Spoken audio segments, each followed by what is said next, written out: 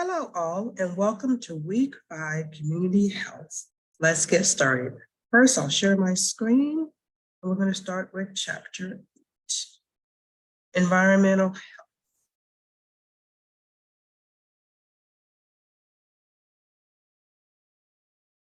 Health. Okay, and so when you go through your chapters and you first start off with your objectives, just make sure that at the end, after you complete your chapters, that you're able to go back and answer the objectives and have the understanding of the concepts. So in regards to environmental health, nurses need to know how to assess the environment. You want to be able to conduct health assessments and develop educational plans in your interventions to help the individuals in the home, their families, and your communities understand and be aware of their risks wherever possible so that you can help to reduce those risks. So this chapter explores the basic competencies recommended by the IOM, which is in box 8.1, the Institute of Medicine, and it will also integrate them with the ANA and the scope and standards for environmental health.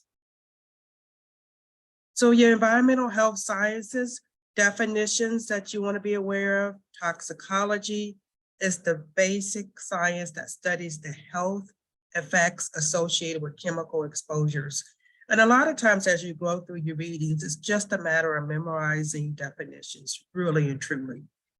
Epidemiology is involved in the science that helps us understand the strength of the exposure, association between exposure and health effects in human populations. Epidemiology triangle talks about the agent, host, and the environment and how they are connected.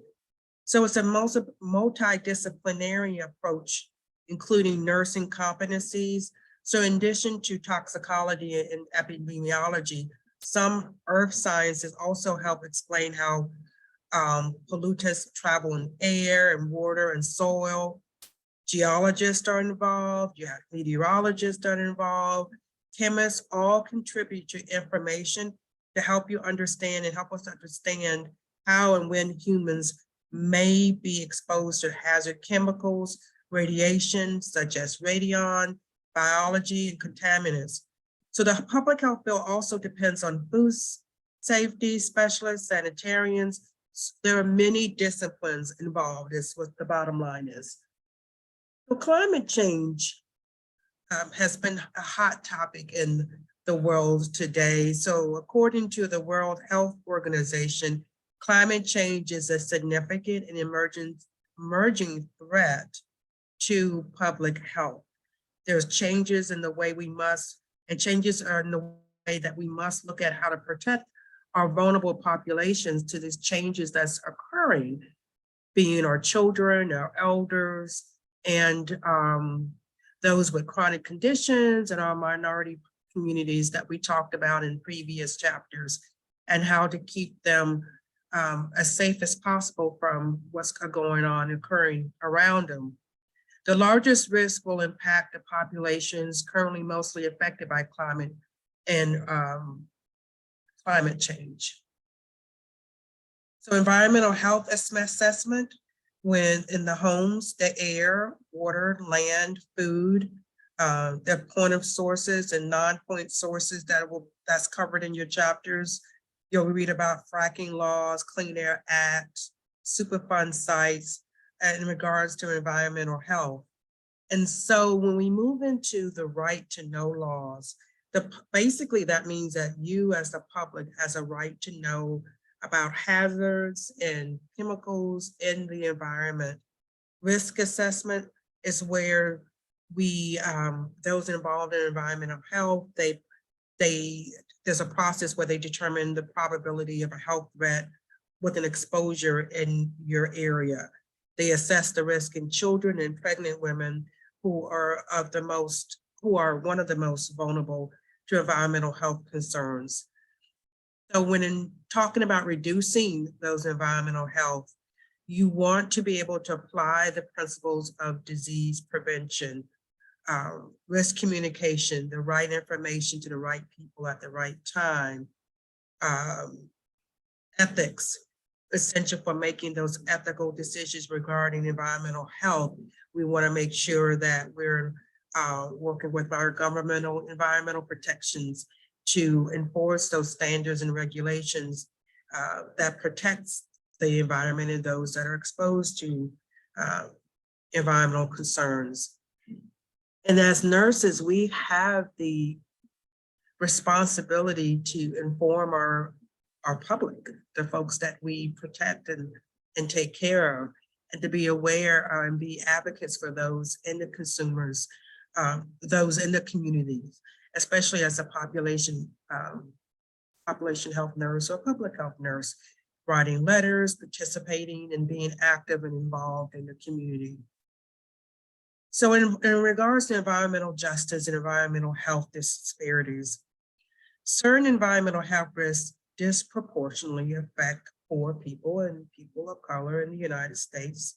So a poor person of color is most likely to live near a hazardous waste site or an incinerator, have children who are lead exposed or poison, have asthma associated with environmental health exposures.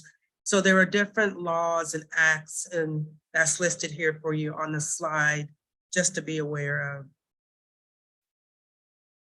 And then mercury exposure and synthetic chemicals and dioxins, just know that they are unique environmental health threats to be aware of, and that mercury in particular is harmful to humans. That's why, pregnancy, they recommend that you don't eat uncooked fish and raw fish and what have you. And when you're finding information, if you conduct a community health assessment and you want that information on what's going on in the environment, just know that there's information that's widely accessible on the internet, but finding an actual person to assist you in the community may or may not be so easy. So you want to know where to find your information from credible sources, such as your Association of Occupational and Environmental Clinics. There are reputable places to where you want to get your information. And then as a nurse, you want to learn more about, there's so many different ways, if this is an area that interests you, that you have opportunities to integrate into practice, educational programs, research, and the like. And so that is our chapter 8. And then moving on now into chapter 10, where we talk about slideshow. Here we go. Epidemiological applications. This is your chapter 10. And so let's get started. Your objectives, again, after you always complete your reading, go back to your objectives and make sure you have a clear understanding of the concepts involved therein. So epidemiology is not a new science. It's been an existing science in trying to understand causes of things such as COVID, its transmission, how it is incubated, how they trace those who have been near someone and tested positive for the virus. So they're the science that's involved in the investigation, using numbers and data and rates to follow trends and what have you. Chapter 10 does a really good job of laying that out for us. So epidemiology is the study of the distribution and factors that determine health-related states or events in a population, and the use of this information to control health problems. So that, again, they investigate, they look at the patterns, they want to know who, where, when, why, how individuals are affected, how did these events occur, what was the outcome, and there's different types of epidemiology subgroups, such as descriptive epi, which looks at looks at disease according to its person, place, or time. And then analytical looks more into the origins or causes of a disease and deals with determinants of health and disease. And then the purpose of epidemiology altogether is, oh, excuse me, guys. The purpose of epidemiology is the study of populations. They are the ones that are your true detective work as far as monitoring the population, investigating, and looking at interventions and prevention of disease. The history goes back to Hippocrates. He was the first person of record to use the ideas of what we now consider epidemiology. You have John Snow with his famous investigation work in London. There's a video on my channel that you definitely want to check out. And then our dear Florence Nightingale as well. So then more in the 20th century, it shifted to looking for single agents such as the cause of cholera, determine the factors, etiology of that, and then factors associated with cardiovascular disease, genetic and molecular, and public health preparedness for bioterrorism. So what it does, epidemiology evolves with what is needed for the population at that given time. And so nurses, we use epidemiology, whether we were aware of it or not. And so we look at the health and disease causation.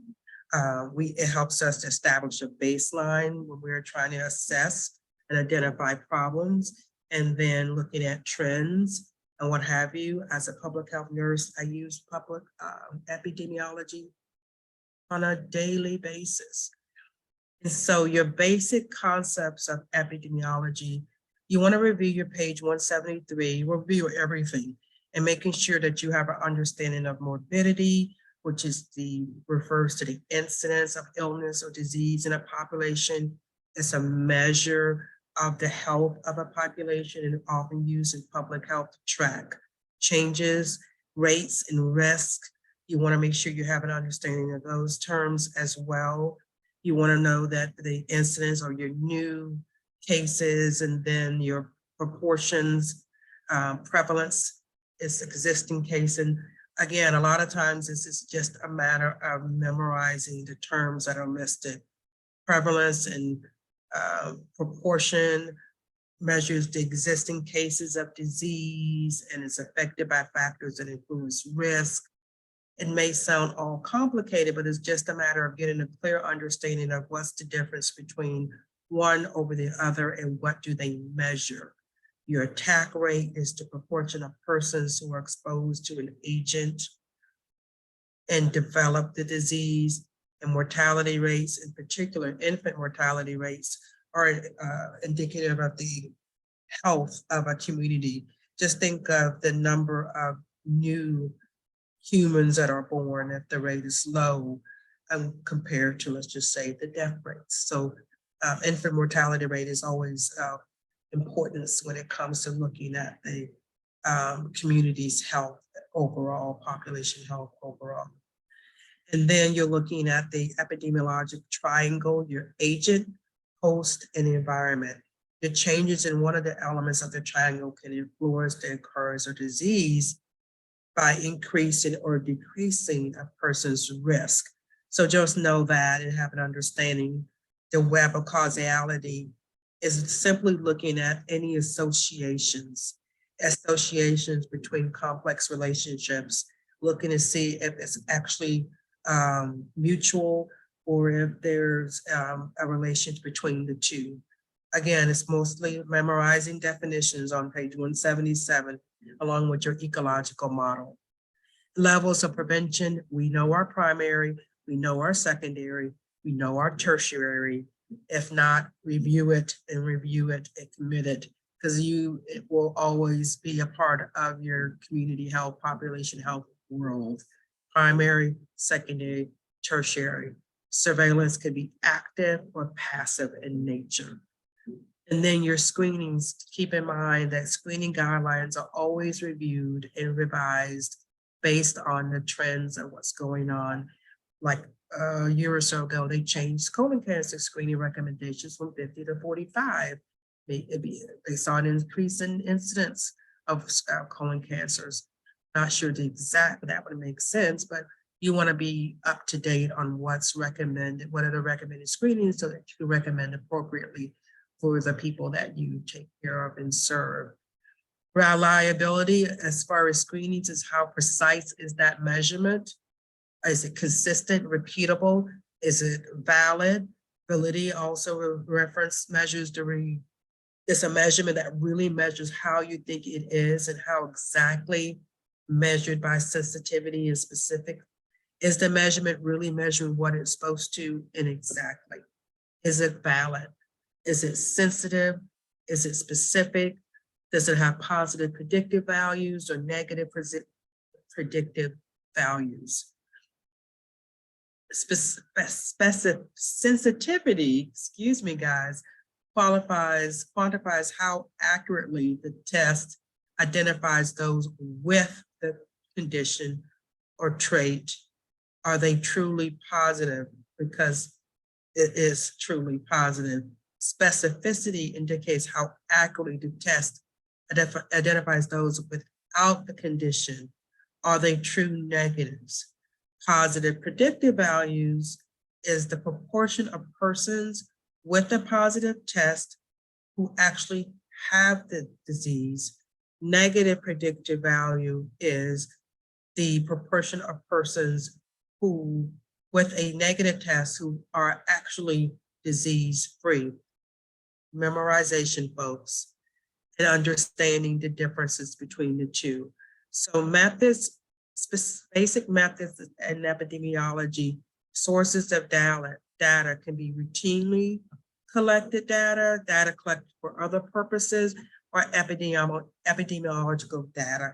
Comparing the overall sources of data, and you want to just make sure that when you're doing your research, where are you obtaining your data from?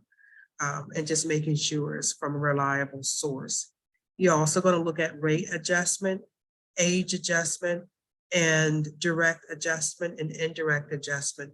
And basically all that involves is that you want to make sure that the when you're adjusting for age, for example, that you actually are using the age, adjusting for age for your community as a whole. So if you have in your community, the majority of individuals are elders, you want to adjust based on the age distribution.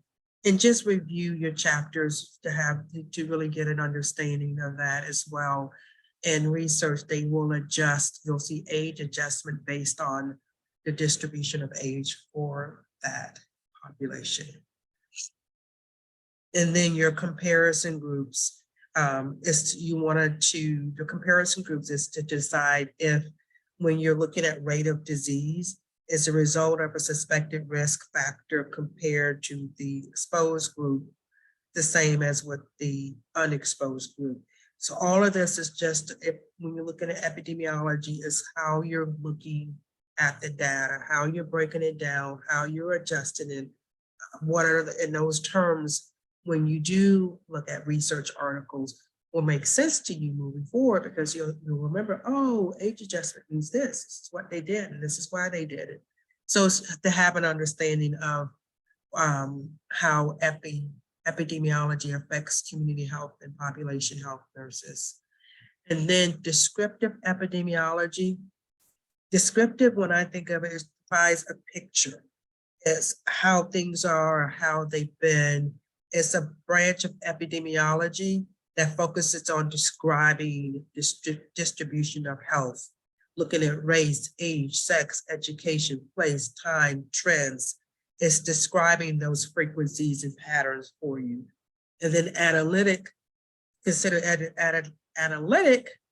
examines the how and the why of patterns in health disease by using prospective studies, retrospective studies, odds ratios, case control, cross-sectional, ecological studies as a way to look at relationships between exposures, environment, and what have you. And so it's a type of epidemiology that looks at that pattern of the how and the why. In experimental studies, the investigators doing their clinical trials, and we've heard of clinical trials before. There's a treatment, there's an intervention. How does that look as far as influencing the risk or course of a disease? So they have, that's your clinical trials and your community trials, where they have an actual treatment or an intervention that they are observing. And then your causality, looking at cause and effect relationship between something that's exposed and something and the outcome. Does this cause this? And so you're looking at if there's a relationship that exists, if there's any biases that that affect the outcome or can affect the outcome, needs to be identified. It needs to be brought to attention and addressed. And then looking for the assessing for causality is another important aspect of epidemiology as well. Looking at the relationships in your relationships, if they are associated, and if it was done based on any associations. Statistically, they found that there is a relationship, and if there's any biases, then identify them and to be honest with it, and then determining if there's any causality, so that when you produce your research and folks read your research, they have an understanding from beginning to end how you came up with this result. And then your applications of epidemiology and community, there are so many ways as nurses that you can be involved in epidemiology if this is something that interests you. Primary, secondary, tertiary prevention, school nurses, environmental risk, infection control, they're all involved. They use epidemiology in some form, and community and public health nurses as well. I continue to use epidemiology in my day-to-day work. And that concludes our lecture 5. I will see you guys Friday, 6 p.m. Eastern, and then we will have a review for exam 2 at 8 p.m. Eastern, if I'm not mistaken. I'll double check. Thank you so much. Enjoy the rest of your day.